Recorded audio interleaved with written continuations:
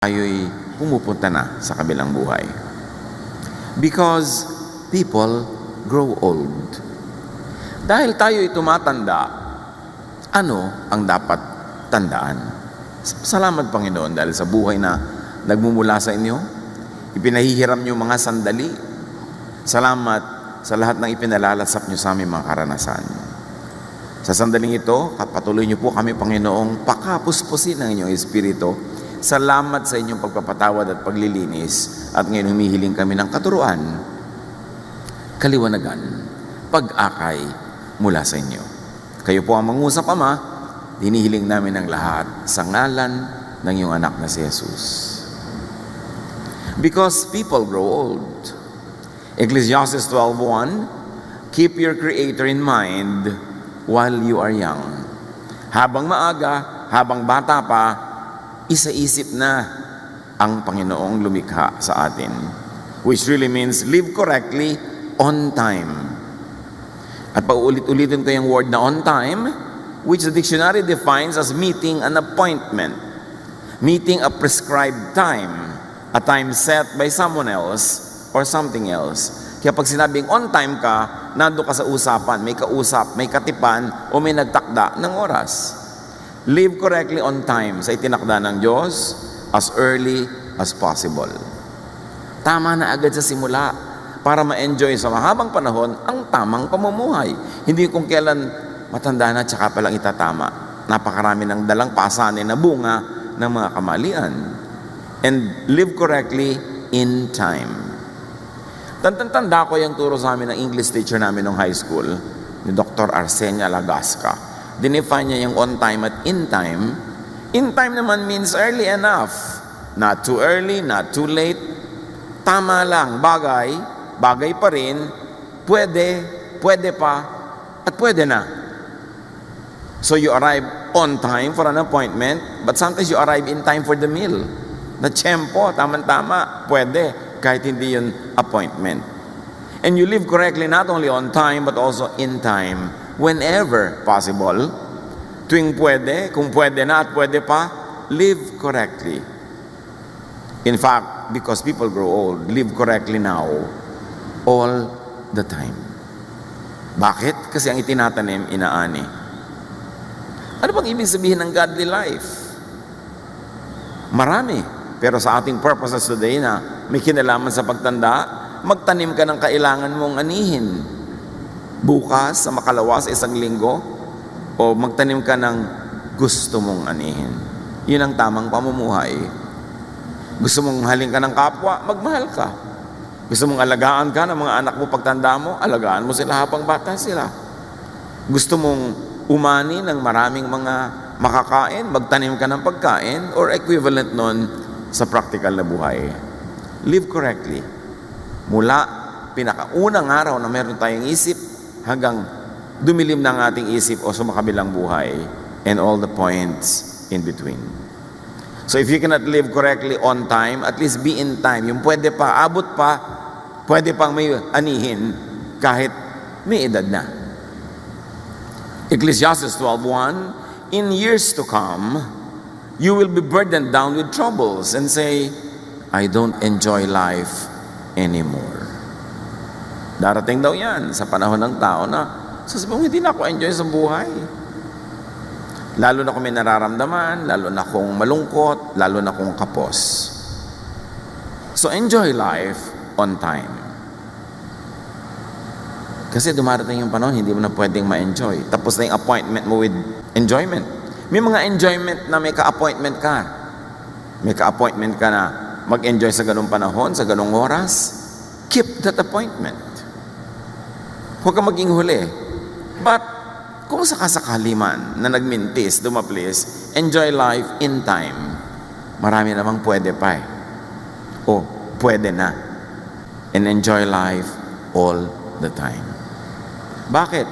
70 years lang daw binigay sa atin. Kung malusog ka, 80. Kung sobrang may bonus, lumalampas pa doon. Pero kung minsan, hindi ka lagi malusog paglampas doon. Minsan naman, 7 pa lang. Sa kabilang buhay na. So, hindi mo dapat ipaghintay. Dapat you enjoy life all the time. Because you don't know how much time you, in particular, have. Ecclesiastes 11:9, be cheerful and enjoy life while you are young. Do what you want and find pleasure in what you see. But don't forget that God will judge you for everything you do. Ibig sabihin lang, enjoyin mo, pero may hangganan yan, may tasa, merong limit. Huwag kang lalampas sa tama dahil hindi na rin yun enjoyable. Meron na yun na pangit na bunga. And when Ecclesiastes says God will judge you, hindi lang yung negative na paparusahan ka pag nagkamali ka, kundi tatanungin ka rin ng Diyos, sinulit mo ba ang buhay mo? May judgment din nun. May panahong dapat ka mag-enjoy, hindi ka nag-enjoy, sinayang mo yung bigay ko sa iyo na lakas, yung kakayahan mag-enjoy, sinayang mo ang gift ko. At katulad doon, sa binigyan ng mga iba't ibang dami ng kayamanan para gamitin nila, yung mga hindi niya na parami yung ibinigay sa kanya, binawi. Hindi lang tayo binibigyan ng Diyos ng oras sa mundo para magtrabaho na magtrabaho at maglingkod na maglingkod.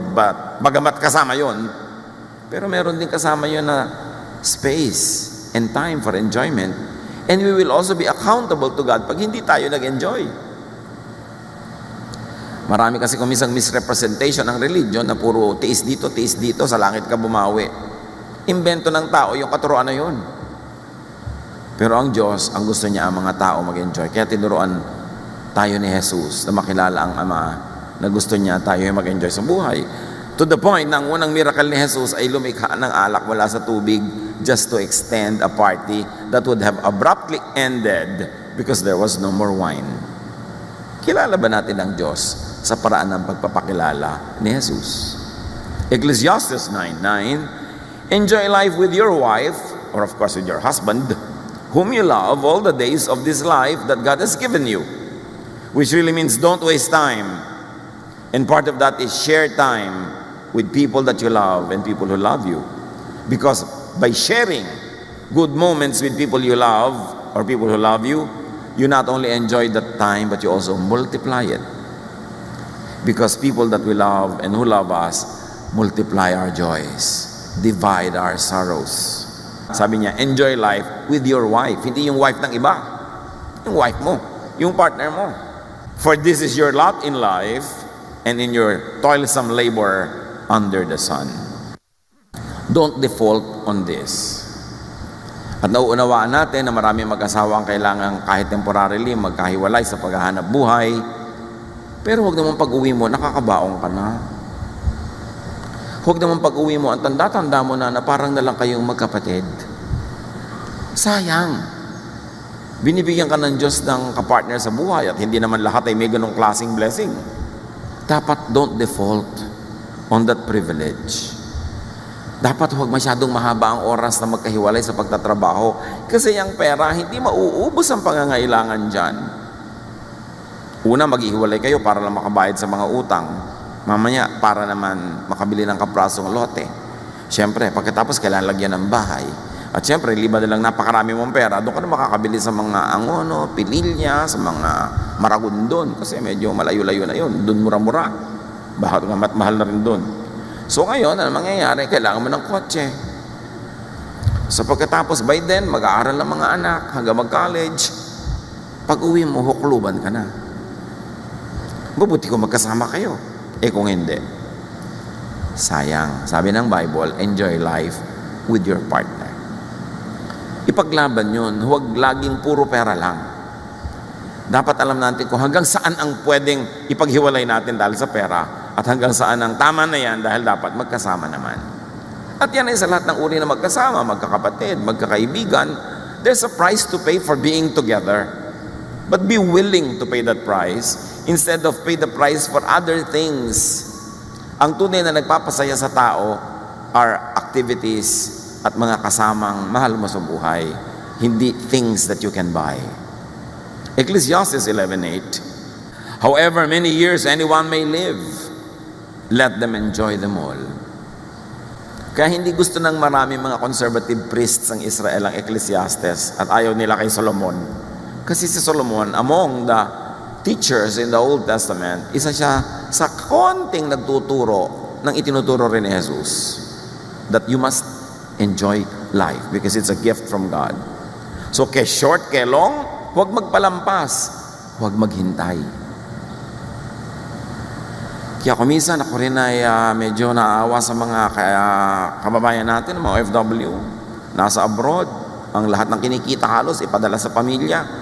Magbubukas ng isang sardinas, sa umaga, aalmusalin niya yung isang piraso, sa tanghali yung isang piraso pa, at sa gabi yung pangatlong piraso, araw-araw ganun halos, ipapadala mo lahat. Hindi makakain ng masarap, tapos puro delata, puro mga elado ang kinakain. So ang nangyayari, nagkakaroon ng mga stomach problem. Pag uwi dito, may mga health problems, hindi na makarecover.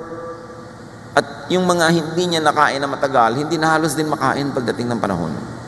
Kaya dapat meron ka ring isineset aside na hindi balik kahit magpapadala ako sa pamilya, kahit nagpapaalak ng mga anak.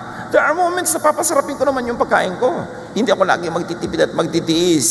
Kasi nga, nagtitiktak ang orasan, hindi mo alam kung kailan ka sa kabilang buhay, kung ma-enjoy mo pa ba yung nakalaan ng Diyos na dapat mong ma-enjoy. Kaya sabi sa Ecclesiastes 11:8, but let them remember the days of darkness, for there will be many. So kung hindi naman yung dark ngayon, yung araw na to, huwag mo nang gawing dark. Enjoyin mo na yung kanyang kagandahan. Kasi may mga araw na hindi mo maiiwasang, di talaga kagandahan ng mga magaganap. So habang wala yun, enjoy whatever is available to enjoy today. Ecclesiastes 12:2, someday the light of the sun and the moon and the stars will all seem dim to you. Tatanda ka, lalabo ang iyong mata. So enjoy the sights on time, in time, all the time. Lalabo daw ang mata, kaya kailangan habang nakakabasa ka, magbasa ka, nakakapanood ka, manood ka, nakakakita ka, tumingin. Kaya nga kung minsan, lagi natin pinapayahan yung mga sobrang mahilig mag-selfie, gagastos ng maraming pera, pupunta sa mga magagandang lugar, hindi naman nila actually natitingnan yung lugar kasi busy-busy sila magpa-picture na magpa-picture. So pag tumingin ka sa mga travel picture nila, hindi mo naman nakita yung lugar, sila ang nakita mo. Sayang, nagpunta ka pa doon, dapat yun. Hindi ka nagtitake ng picture o mag-take ka ng konti, pero manahimik ka, tingnan mo, titigan mo kasi baka hindi ka na bumalik doon uli. Iba naman siyempre pag personal mo nakikita kesa nakikita mo lang sa Facebook. Ecclesiastes 12:2, rain clouds will remain over your head pagdating ng araw. So habang maaga, go out. Kasi uulan at uulan. Darating yung mga panahon na hindi pwede. Be out. Live your life. Live your truth. Enjoy your life. Kasi hindi mo alam kung kailan yung deadline ng earthly life mo. Ecclesiastes 12:3, your body will grow feeble, your teeth will decay, and your eyesight will fail. Hihina ang mga kasukasuan, maglalaglagan ang mga ngipin, lalabo ang mata, therefore be active habang kaya. Kung pwede na, active na. Kung pwede pa, active pa rin. All the time. Because you have all the time to be old. If you'd be given many, many years. Huwag ipaghintay. Dapat everyday meron kang konting bakasyon kahit ilang minuto. Bakasyon from others. Yung matahimik naman yung tenga mo sa bunganga ng kasama mo. Kailangan meron ka ilang minuto man lang na everyday na ganun. Huwag ipaghintay ng after 1 year tsaka ako magbabakasyon. Kasi baka mamaya, bawian ka na ng buhay, hindi na dumating yun. So meron ka dapat ine-enjoy na konting, kahit konti lang na pagkain everyday, hindi magtitiis ka, next month na ang kain. May konti kang iniaagaw. May konti kang time to enjoy, to relax, every day. Because the Lord's blessing is new every morning. You must not allocate the blessings for today para bukas. Gamitin mo ngayon. And you must not borrow tomorrow's blessings para naman splurge mo today. May panahon, kaya nga dapat on time. Ecclesiastes 12:4, the noisy grinding of grain will be shut out by your deaf ears, but even the song of a bird will keep you awake. Bakit nga ba? Pagka tumatanda na, humihina na tenga, isinisigaw mo na hindi pa marinig. Pero kung minsan man, huni lang ng ibon, hindi makatulog. Therefore, habang kayang-kaya pa ng tenga, listen, hear what you want to hear. Kung gusto mo ng ganong music, kung gusto mo ng ganong nadidinig, pakinggan mo siya. At huwag nating takpan ng tenga ng kapwa natin para huwag iparinig sa kanila yung gusto nilang marinig. At huwag nating laging punuin ang boses natin ng mga tenga nila. Dahil hindi naman tayo sure kung yun ang gusto nila marinig. Hindi ko mo asawa mo, partner mo, kapatid mo, kaibigan mo, lagi nang yung punong-puno na yung tenga, umaapaw na yung tenga niya sa boses mo. Kailang bibigyan mo siya ng pahinga. Kasi baka hindi yun ang gusto niyang marinig sa oras na yun. Ecclesiastes 12:5, you will be afraid to climb up a hill and walk down a road. Darating ang panahon, konting burol lang, ayaw mo nang akyatin, o ayaw mong bumaba. So, habang kaya, habang pwede na, at habang pwede pa, climb, walk. At huwag tayong mga hawa ng ating mga takot. O natatakot kang sumakay ng aeroplano, huwag mong takutin ang lahat. Sasakay ka. Hindi ka ba nininervous sumakay? Hindi ka natatakot pagka may tagtag? Hindi ka ba naiisip na may crash kahapon? Yung ganun. Yung mga takot mo, sarilinin mo na lang. Huwag mong takutin ang iba. Kasi ikaw nga, kinukulong ng takot mo di ba? Nakakadena ka, nakakulong ka dahil takot ka. Tapos gusto mo ikadenad yung iba. So, huwag kang manghawa ng fears. In fact, set people free from fears. Ecclesiastes 12:5 and 7, your hair will turn as white as almond blossoms. You will feel lifeless and drag along like an old grasshopper. Huwag naman kayo ma-depress sa mga binabasa natin, ha? Kasi hindi depression ang goal nito. Kundi ma-realize mong darating yon, so bago dumating yon, dapat samantalahin mo ng panahon. At pag dumating na yon, tanggapin mo. We each go to our eternal home, and the streets are filled with those who mourn. So our bodies return to the earth, and the life-giving breath returns to God. Yun ang good news. Igugupo ang katawan mo, huhina, para bumalik sa lupa. Pero may namang good news yan Yung spirito mo naman, babalik sa Diyos. Tiyakin mo lang bago mo isole yung katawan mo sa lupa, sulit. Hindi mo nagamit yung katawan mo dahil puro espiritu lang inisip mo. Puro sa kabilang buhay, nandito ka pa. Pag nandito ka, nandito ka. Pag sumakabilang buhay ka. Heaven can wait. And you have all the time for eternal life. And it is so long. So dapat yung buhay dito, buhayin. Because you will not be in your body again. You will not have your physical body for long. You will not always be physical. Because a time will come and you will just be a spirit. So live in the body all the time. Basta pwede na at hanggang pwede pa. Kaya on time and in time. In other words, get physical. Sobrang dinidemonize sa mga religious people yung to get physical. Kung ayaw ng Diyos ng katawan, ba tayo binigyan? Di dapat lumulutang-lutang lang tayo na para mausok-usok. Binigay sa'yo ng Diyos yan. Alam ng Diyos ang ginagawa niya. Huwag mong sayangin. Huwag mo aksayahin. Enjoy and engage the senses. Binigyan ka ng mata para makakita, hindi para ipikit. Tenga para makarinig. Ng panlasa para kumain. Binigyan ka ng katawan para isayaw, ilundag, umakyat, maglambitin. Live life to the fullest. And enjoy sensations. Because the senses are from God. Feel and be felt by those around you. Ecclesiastes 11:8 to 10, even if you live to a ripe old age, you should try to enjoy each day, because darkness, meaning physical death, will come. Either your death or the death of other people. So while you are here, live. While they are here, live with them and let them be alive, because darkness will come. And when darkness or death comes, we must not be possessed by regrets. Dapat ang nakasulat sa lapid na natin, sulit. Diba? Sulit. Ba, talagang sulit. Talagang ginawa niya ang lahat ng pwedeng gawin. Kaya sabi sa verse 10, rid yourself of all worry and pain, because the wonderful moments of youth quickly disappear. Huwag yung ang lagi mong iniisip yung mga alalahanin, mga nakakatakot, mga problema, magagalit ang Diyos. Konting-konti na kinakagalit ng Diyos, yung hindi ka loving sa iba. Ang lalamang ka, gumagawa ka na masama sa iba. Yun. Pero nag-enjoy ka, bakit magagalit ng Diyos? Uy, ang laki-laki naman ng leche plan sa halo-halo mo, magagalit si Papa Jesus.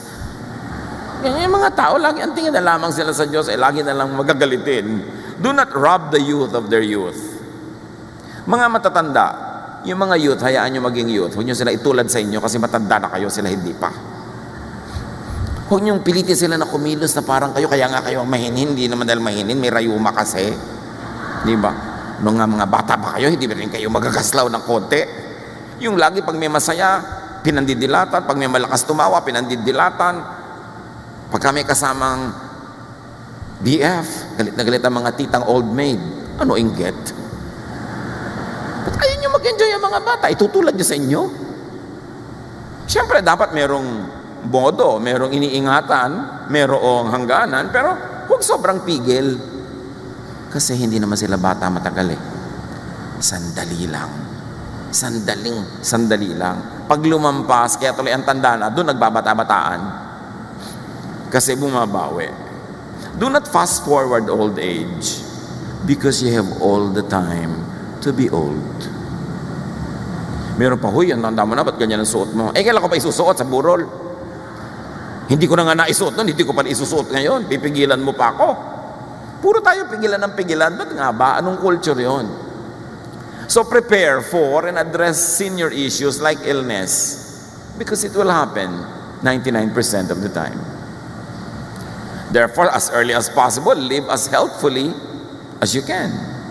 Alam na naman natin yung mga rules of nutrition, mga hindi mo dapat kainin, mga pwede mong kainin. Although may mga fringe issues. Tama ba ang kape? O maganda o pangit? Magkakaiba mga points of view. So pakinggan mo yung katawan mo. Yung mga experts hindi nagkakasundo. Di ang pakinggan mo yung katawan mo. Ano bang ginagawa sa'yo ng kinakain mo, ng iniinom mo? Proverbs 25:16, eating too much honey can make you sick. Which really should be expanded to a meaning that having too much of anything good or having too little of needful things could be harmful. 1 Timothy 5:23, stop drinking only water. Take a little wine to help your stomach trouble and the other illnesses you always have. Tapos dinidemonize naman ng mga relihiyosong wine. First miracle nga ni Jesus, wine eh. Lalayo ka pa. Huwag ka lang siyempre magpasuray-suray na lasing dyan na hinahabol mo na lahat ng tao. Pero yung sabi niya, stop drinking only water. Minsan helpful na meron ka ibang iniinom tulad ng wine. Bakit nga ba minamasama? Lord Supper naman, wine. Dapat nating reviewin yung mga values natin, yung mga inilagay na kadena ng mga relihiyon at mga lolo't lola sa utak natin. Kung hindi kailangan at hindi sinabi ni Jesus, lagutin so that you will enjoy life. Bago ito mabawi o bago ka humina. And yung mga bata-bata pa dyan, help seniors prepare for and address senior issues. In other words, kung ikaw ay anak, ikaw ay apo, ikaw ay pamangkin, may aalagaan kang tumatanda na, live healthful lifestyles. Turuan natin sila, tulungan to live their lives to be healthful at ang atin din. Kasi anak, under normal circumstances, dapat ilibing mo ang iyong magulang, hindi ikaw ang nilibing. Masakit maglibing kahit ng sino, pero yung normal dapat, ingatan mo ang buhay mo kung hindi ka careful, ang aga-aga mo namatay, yung magulang mo pa maglilibing sa'yo. Unfair. So, niyayaya ka ng barkada mo, halika, magmotorsiklo tayo sa bangin. Yung mga magulang ko, alagaan ko pa pagtanda, pag namatay ako, kasi yung mga alaga. Di ba? Dapat meron kang ganong care. Pine-preserve mo ang buhay mo dahil meron ka pang aalagaan. Napaka-importante kayong mga matatanda o mga may sakit na wheelchair bound. Hindi na sila mobile. Dapat nagiging mobile sila at kung habang pwede pa. Prepare and address senior issues for illness without money. Pero marami may issues with money. So invest, earn, and save on time. Kasi tatanda din kayo eh.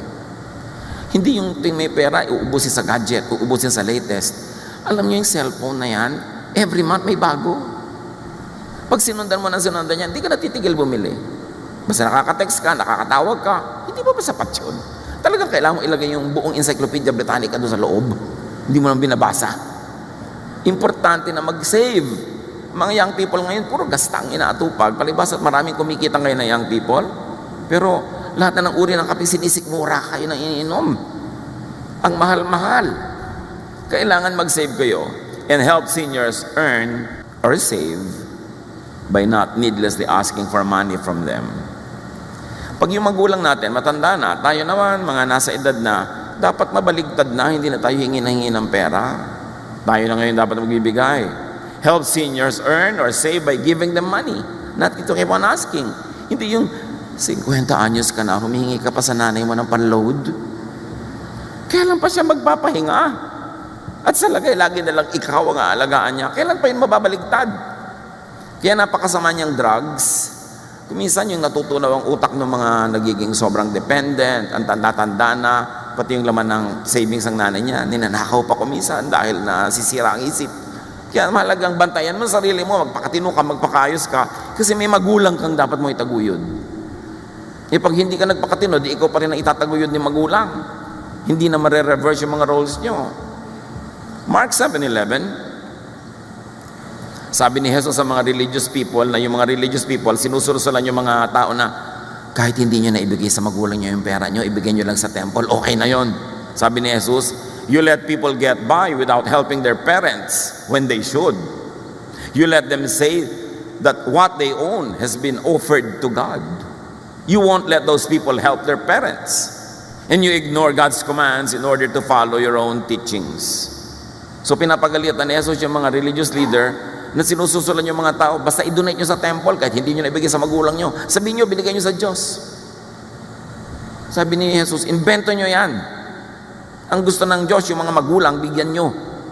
Hindi yung puro inubos nyo na sa either sa relihiyon, o inubos nyo sa bisyo, o inubos nyo kung kani-kanino. Dapat may parte ang magulang nyo. Jesus says that God commands children to help parents. Tatandaan nyo mga anak, ang pang-parents, pang-parents. Sabi yun ni Jesus, ang pang-temple, pang-temple, ang pang-gimmick, pang-gimmick. Pero ang pang-parents, hindi dapat yan nabubura. Kahit mag-asawa ka pa, magkaanak ka, nandyan yung magulang mo, hindi siya dapat nabubura sa listahan ng mga bibigyan mo. And parents also should do the same.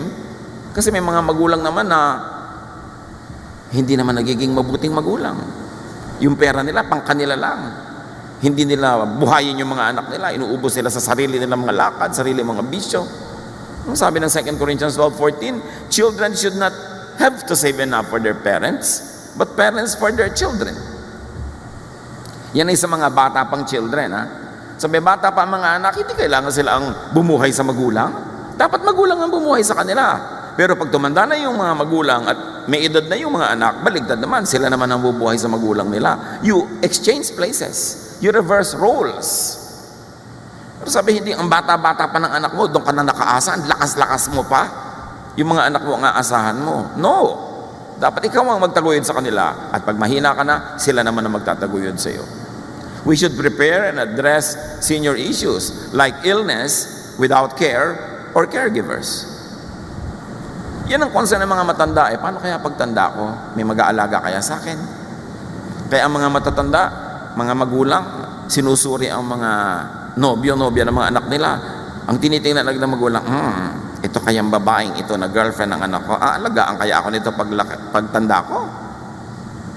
O bubulagin niya lang yung asawa niya na anak ko na wag na akong pasyalan. Mag-shopping na lang sila. So, kaya mga magulang nakatingin na ganyan sa mga nobyo at nobya nyo. Kasi, kasali yan sa equation. So, assure your seniors of your devotion and readiness to care for them. Hindi sila kahit kailan dumating sa one moment ng pagdududa kung aalagaan nyo ba sila o hindi, kung sila'y tumanda. And be willing, ready, and able to give care. It's part of the deal. Life is like that. And Jesus was very clear about it. Ang humanidad, mula nung unang-unang tao hanggang ngayon, patuloy tayong nabuhay dahil ang bata ay inaalagaan ng magulang at pagtanda ng magulang ay inaalagaan ng anak na nagkaedad na. At yung anak na yon ay magkakaanak, aalagaan niya yung anak niya, at tatanda siya, aalagaan naman siya ng anak niya. Pasalin-salin, generation to generation to generation. It's not only a tradition, it is the order of things. It is the order of God. Dapat ganon. So, assure seniors of your devotion and readiness to care with them, especially when you begin to move from single to in a relationship. Meron namang mga young people, 3 araw pa lang kilala tong lalaking to, itinakwil na ang magulang. Nakindatan lang sa mall. Itinakwil na ang mag-ama't ina. Lalo naman, you care for your parents and be very, very clear about your love when you change from single to married. Meron naman pag nakapag-asawa na, nalilimutan na yung magulang. Or, lalo na pag nalagay kayo sa from single to, it's really complicated. Huwag niyong isama ang mga magulang niya sa complication. Lagi steady ang relationship niyo with them. No? Napaka-importante yan. Si Ruth nga at si Naomi, magbiyanan pa lang ito. Sobrang pagtitinginan na hanggang ngayon pinag-uusapan pa natin. Namatay ang asawa ng manugang na anak ng biyanang babae. Yung manugang ayaw niyang humiwalay sa biyanan niya. Ruth 1:16-17, Ruth answered, "Please don't let me tell you to leave you." Pinapawala na kasi siya ng biyanan niyang babae para makapag-asawa siya ng iba at magkaroon ulit ng panibagong buhay. Sabi niya, "No, I won't leave you. I will go where you go. I will live where you live. Your people will be my people." Sabi ni Ruth. In other words, sinasabi niya sa matanda, I will be where you are, you will be where I am, and I will accept your crowd. I will accept your people. I will die where you die and be buried beside you. May the Lord punish me if we are ever separated, even by death. Ito ang sabi ng manugang sa biyanan. Hindi lalo naman yung anak na sinasabi dapat yan sa magulang. No? Sabi ganon, parusahan nawa ako ng Diyos kung pababayaan ko kayo. At ang mga anak should take that to heart. Kahit maraming bagay sa mundo, maraming technology, maraming paraan ng pamumuhay, pero may bagay na hindi dapat magbago. Na ang bata ay naalagaan ng matanda, pagtanda ng matandang yon, yung batang tumanda na rin ang mag-aalaga sa kanya, from generation to generation to generation. Prepare for and address senior issues like lack of money. Maraming ganon. So help seniors, assure them of your support with your verbal and body language. Maraming mga magulang nagsiselos doon sa mga boyfriend o girlfriend na anak nila kasi mula nung nagkaroon ng boyfriend, girlfriend, talagang hindi mo na makita. Kahit naghihingalo na yung magulang, iiwan dahil may date. Dapat yung body language mo is clear to your parents. You are my priority. Kung magkakaroon ako ng love life o asawa, dagdag to sa buhay ko pero hindi ka minus. Dapat clear yun. Huwag tayo nagpapalito sa mga bagay na binadala sa atin ng daily life. So empower yourself to be able to support your elders. Sa abot kaya, be and stay healthy and alive. Sa abot kaya, do not die ahead of your elders. Dapat ikaw ang maglibing sa kanila. Dapat ikaw ang magpa-hospital sa kanila. And how can you do that? Make money. And save. At marami na ngayong mga insurances that you can get for your parents. Sa 40 years ng inyong lingkod sa ministry, ang ipinagtataka ko, may mga pamilya na nagkaroon naman, naranasan naman nila magkaroon ng mga resources, pero pag may namatay, ni walang pambili na taol, ni walang paglibingan. At kahit ilalagay yung ubos sa Tupperware, walang Tupperware. Walang paghahanda kahit konti, para bang walang mamamatay, walang magkakasakit, walang preparation. Dapat handa tayo dyan. 1 Timothy 5:4, if a widow has children or grandchildren, o sabihin na natin, if any elder, may mga itinataguyod siya mga bata, they should learn to serve God by taking care of her as she once took care of them. This is what God wants them to do. Pag daw merong matanda, lalo't namatay na yung partner niya, di nag-iisa na siya, malungkot na siya, wala man lang kumakamot ang likod niya. Sabi ganon, yung mga inalagaan niyan, mga anak, mga apo, dapat siyang alagaan. Tulad ng naging pag-aalaga niya sa kanila. Sabi, ito ang kagustuhan ng Diyos. Kaya naman mga magulang, mga tiya, mga tiyo, alagaan yung mga bata. Habang bata sila, kung paano nyo gustong alagaan nila kayo pagtandaan nyo. Meron naman mga magulang, iniluwal ka lang, yun lang, wala nang ginawa sa'yo, hindi ka inalagaan, man lang. Tapos kung mag-expect later on, akala mo naging ulirang ina, kung makapanghingi, kung makaasa. Dapat ibagay-bagay naman din natin kung paano natin panalaki mga anak natin. Ibagay-bagay naman natin yung mga hinahanap-hanap natin sa kanila ngayon. Pero mga anak, whether or not, naging napakabuti ng mga magulang nyo or not, outdo them in doing good. Higitan nyo ang ginawa nila sa inyo. Higitan nyo ng mabuti. Kasi Diyos naman ang nakakaalam. Diyos ang nakakabatid. At Diyos ang nagpaparusa sa hindi marunong tumanaw. Diyos naman ang nagbibigay ng pagpapala sa marunong tumanaw. Kaya sabi niya, honor your father and your mother so that your days may be blessed and may your life may be long. Yan ang kaisa-isang utos na may kakabal na pangako eh. So mahalaga sa Diyos yung issue ng mga anak na nag-aalaga na magulang. Ephesians 6:2, honor your father and mother, which is the first commandment with a promise. Honor kahit hindi sila honorable. At lalo kung honorable. Lalo ating higitan. Alagaan ng matatanda kung paano kanila inalagaan o kung nagkulang sila, palitan mo yon, higitan mo. Lalo't nanonood ang anak mo. Kung paano nyo ituring ang mga magulang nyo, no, kayo ituturing na inyong mga anak. Kailangan may mga bata kayong pinapalaki, nakikita nilang dumadalaw kayo sa mga lolo't lola, dumadalaw kayo sa mga may sakit. Binibigyan nyo, inaabutan nyo yung mga matanda sa pamilya nyo. Nakikita yung mga bata, train up a child in the way he should go, and when he is old, he will not depart from it. Itrato nyo ang matatanda sa pamilya nyo kung paano nyo gusto itrato kayo ng mga bata ngayon na sila ang tatanda at kayo magiging hukluban. So paano nila kayo itatrato? What example do you show them? Prepare for and address senior issues like aloneness and loneliness. Huwag iwan-iwanan ng mga matanda, ay mapapagod lang po kayo, dito na po kayo sa bahay. Actually, ay mo lang mapagod ang bagal-bagal niyang kasama. Di ba? Kailangan isama ang matatanda, no? Isama sa mga lakaran, no? Huwag gawin taong bahay. At lalong-lalo na, huwag niyo namang obligahin na mag-alaga ng mga apo nila. Inalagaan kayo ng magulang niyo, sapat na yon. Hindi sila dapat tagapag-alaga ng mga anak niyo. Liban na lang, nagvo-volunteer sila at nag-enjoy. Pero huwag niyong gawing tungkulin nila yon. Hindi nila yon tungkulin. Tungkulin niyo yon kung may anak na kayo. So seniors and seniors to be, mahalaga naman, keep making new relationships. Alam mong matanda ka na pagka ang dami mo nang pinupuntahang libing. Dati mga reunion ang pinupuntahan mo, ngayon nakikita-kita kayo sa mga lamay. Then alam mo umiidad ka na. Wala tayong magagawa tungkol doon, dapat tanggapin yun. But make new friends. Isa-isang nauubos yung mga dati nating friends, you should make new friends, kahit with young people. Huwag natin ikulong yung sarili natin sa mga dati lang natin nakasanayan na friends. Dahil habang buhay pa tayo, magandang may friends.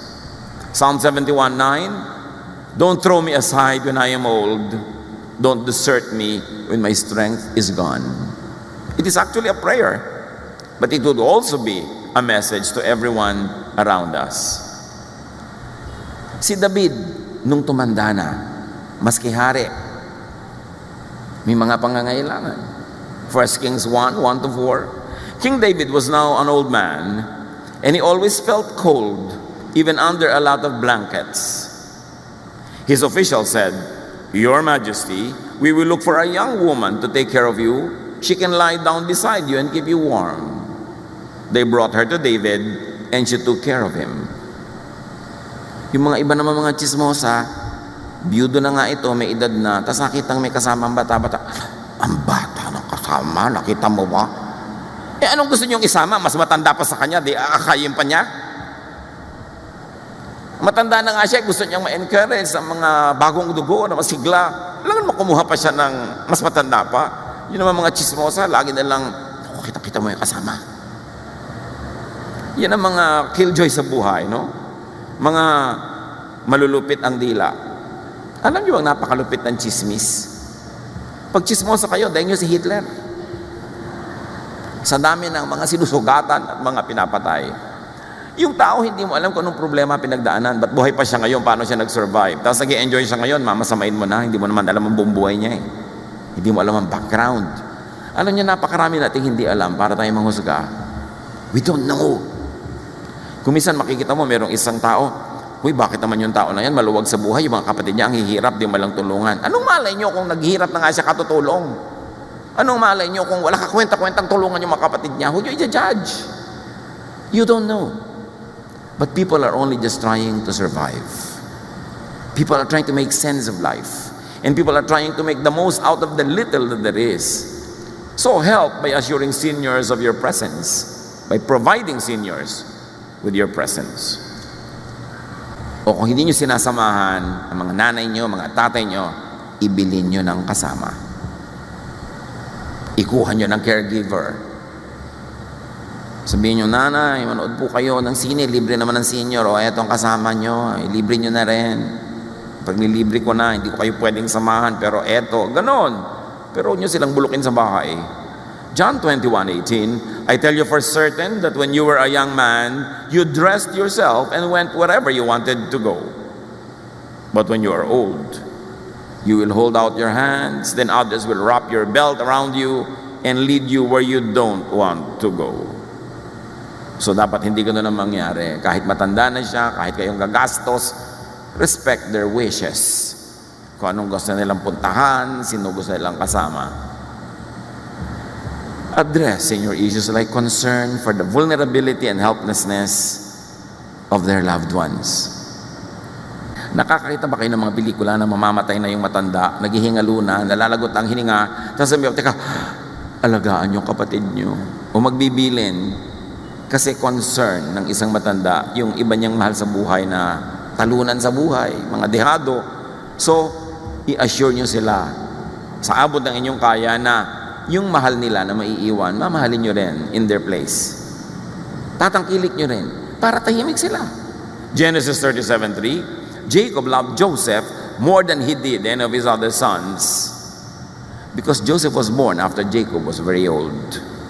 So in other words, mas minahal nitong magulang yung anak na yun kasi ang tanda na niya nung isinilang si Joseph. Hindi na niya nabigyan ng first class care. So, nagme-makeup siya, binibigyan niya ng ganitong balabal, binibigyan niya ng care. Ganun talaga ang tao.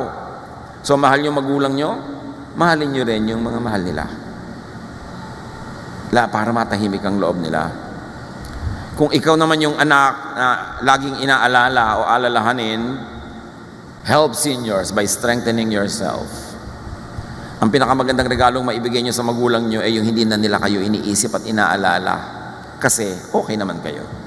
So gawin mong okay ang buhay mo para mawala ka sa listahan ng mga pinoproblema na yung magulang. Proverbs 13:1, children with good sense accept correction from their parents, but stubborn children ignore it completely. Nagwawalda sila ng buhay na later on naman magulang nila ang nagsasuffer. Proverbs 28:7, you disgrace your parents and you make them worry if you make friends with worthless nobodies. Kaya concern ng mga magulang kung sinong kaibigan mo, sinong kasama mo. Kasi kung pahamak yung mga yan, mapapahamak ka. Kung mabuti sila, mapapabuti ka. So huwag ka dapat na-o-offend kung yung mga magulang mo, minsan, sinusukat at sinusuri yung mga kaibigan mo. Yun lang interest mo ang kanilang nasa isip niyan.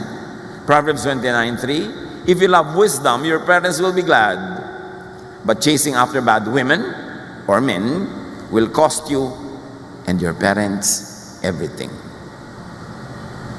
Your choice of jowa will directly affect your parents. So isip-isipin nyo kung sino yung jowa. Sabi ng matatanda, ano ba yung jowa? Nabibili po yun sa grocery. Ipagtanong nyo. Proverbs 28:24, if you cheat your parents and don't think it's wrong, you are a common thief. Sabi ni Jesus, give to Caesar what is Caesar's. Extend it. Give to nanay what is nanay's, and to boyfriend what is boyfriend's. Huwag nyo inaalis ang magulang nyo sa equation kahit sino man ang pumasok at lumabas sa buhay nyo.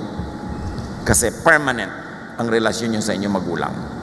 Sa inyong mga sweetheart, hindi pa nga lagi Pahalagahan yun. Help seniors by assuring them of your willingness and ability to help those they care about. 1 Timothy 5:8, people who don't take care of their relatives, and especially their own families, have given up their faith. They are worse than someone who doesn't have faith in the Lord. Sino doong mas masahol pa sa walang pananalig sa Diyos? Yung pinapabayaan ang sariling pamilya. Seniors naman, siyempre, behave. Encourage the young people in your family to be very helpful and kind to you by behaving. Huwag umabuso. Yung iba naman, abuso na. Alam niyo naman na swelduhan lang yung anak nyo, kahit hindi pa 15 o katapusan, hingi na kayo ng hingi ng kung ano-ano. Ano siya? Magician. So dapat igalang din natin yung limitasyon ng ating mga anak. Huwag yung nagpapa-baby tayo sobra, na nagkakalubog-lubog na sila sa utang. Dapat lumagay sa lugar ang lahat. Tama ang kilos ng anak, tama ang kilos ng magulang, tama ang kilos ng mga biyanan, ng mga manugang. Yun ang peace on earth. And prepare and address senior issues like death and afterlife. Prepare for yours and prepare for your parents, your elders' departure, their graduation. Mahalaga yun. About growing old, do not worry. Wala ka rin naman magagawa kahit ka maglala. O kung talagang kuminsan dinadapuan tayo ng worry, minimize worry. Itaboy, kontian lang. Sabi ni Jesus sa Matthew 6:25 and 27, I tell you not to worry about your life. Don't worry about having something to eat, drink, or wear. Can worry make you live longer? Why do you have such little faith? Ipabahala sa Diyos ang hindi natin kayang saklawan. Do what can be done on time and in time. Ecclesiastes 3:1 says, there is a time for everything. And there's a season for every activity under the heavens. So mayroong time, an exact spot for appointments with life. Yun yung on time. And there's an extended time called a season. Yun yung in time. Pwede na, pwede pa rin. May mga exact, mayroong mga hindi exact. Pero may oras para sa lahat. Make preparations for and attend to your elders' golden years and to your own. Seek spiritual and emotional stability as early as possible so that you will enjoy a long life of stability, and seek financial security and independence as early as possible. Mahirap kung mawala sa hirap yung pamilya na iisa lang kumikita, lahat gumagastos. Dapat yung lahat ng members may kanya-kanyang paraan ng pagkita kahit konti-konti. At nagko-contribute sila by saving resources and by investing. Hindi nagkapera ka, shopping agad. Hindi mo isiping magnegosyo kahit konti. Kailangan may ibang kumikita. Hindi pwedeng one income lang isang household. Unless pagkalaki-laki ng income na yon, nakagapos kayo lagi sa budget. Yung lagi natin ipinagdiriwang na woman of Proverbs 31, because the woman of Proverbs 31 works hard and smart, makes good money, and she does good to her family and to her neighbors, to the needy. Because she manages her life, her family well, she could be cheerful about the future. Sabi, she can laugh at the days to come. Mangingiti lang siya, kakayanin niya ang anumang dumating kasi meron siyang inipon, patuloy siyang kumikita, at maganda ang kanyang relasyon sa mga tao sa kanyang paligid. Proverbs 31:25, she is strong and graceful as well as cheerful about the future. She can laugh at the days to come. Gawin natin tong goal, yung ma-enjoy yung nung Proverbs 31 woman, na meron kang paghahanda emotionally, materially, spiritually, socially, so hindi ka nakatatakot about the future. Every time, all the time, grow spiritually. Serve in God's work whenever you can, habang malakas ka pa. At the same time, kasabay, enjoy life every period of your